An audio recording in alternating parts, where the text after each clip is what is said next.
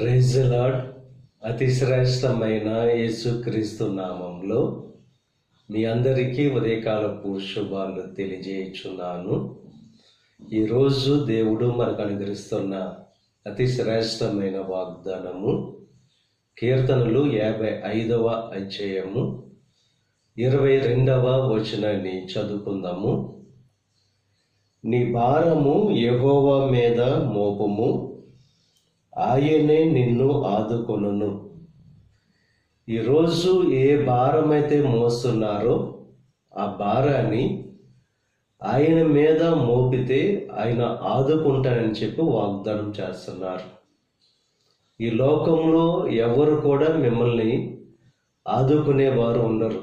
మీ కష్టాల్లో, మీ సమస్యల్లో మిమ్మల్ని అందరూ విడిచిపెట్టవచ్చు, కానీ ఆయన ఎన్నడూ విడిచిపెట్టే దేవుడు కాదు.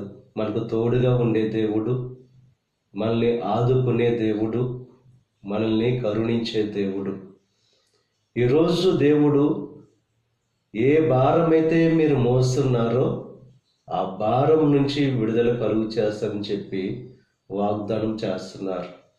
ప్రయాసతో ఎటువంటి భారాన్ని మోస్తున్నారో ఆయన యొద్దకు వెళ్ళి ఆయనను విశ్వాసంతో వేడుకుంటే చాలు, ఆ భారం నుంచి దేవుడు విడుదల కలుగు చేసి మీకు విశ్రాంతిని కలుగు చేస్తాడు. కనుక ఈరోజు ఏ భారంతో ఉన్నారో ఆ భారాన్ని దేవుని మీద మోపి ఆయన కలుగు చేసే ఆ యొక్క సంతోషాన్ని, ఆనందాన్ని పొందుకోవలసిందిగా ప్రభు పేరట మిమ్మల్ని కోరుచున్నాను. దేవుడు మిమ్మల్ని దీవించి ఆశీర్వదించి మీ ప్రతి భారము నుండి దేవుడు విడుదల కలుగు చేయును గాక.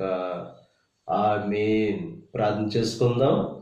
పరిశుద్ధుడా, మహోన్నతుడా, కృప కలిగిన దేవ, ఇక ఉదయకాల సమయంలో నువ్వు అనుగ్రహించిన అతి శ్రేష్టమైన వాగ్దానాన్ని బట్టి నీకు స్తుతులు చెల్లిస్తున్నాం. ఈరోజు ఎటువంటి భారంతో ఉన్నారో, అది అనారోగ్య భారం కావచ్చు, అప్పుల భారం కావచ్చు, సమస్యల భారం కావచ్చు దేవా, ఆ భారాలన్నిటి నుండి విడుదల కలుగు చేసి దేవా వారిని ఆదుకుంటానని చెప్పి వాగ్దానం చేసావు. నువ్వు నమ్మదగిన దేవుడవు. ప్రతి ఒక్కరి జీవితంలో గొప్ప కార్యాలు జరిగించండి. ఈ ప్రార్థనలో ఏకీభవిస్తున్న ప్రతి ఒక్కరిని దీవించి ఆశీర్వదించండి. ఈరోజు తలపెట్టిన ప్రతి కార్యాన్ని సఫలం చేయండి. వారి రాకపోకల్లో నీకు సహాయం అనుగ్రహించండి.